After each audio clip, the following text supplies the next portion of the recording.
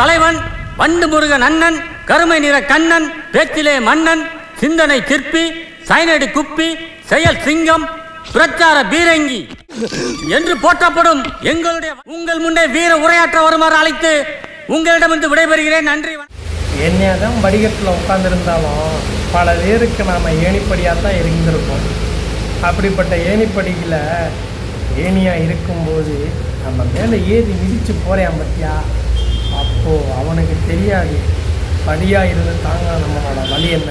வீரன் வழியில் துடித்துக் கொண்டிருக்க அயோக்கியன் ஓங்கி நெஞ்சில் மிதித்தான். இல்லை படிக்கட்டாக கூட இருந்தாலும் பரவாயில்ல, ஆனால் ஏணிப்படியாக இருந்து ஏற்றி விடணும் மட்டும் நினைக்காதீங்க.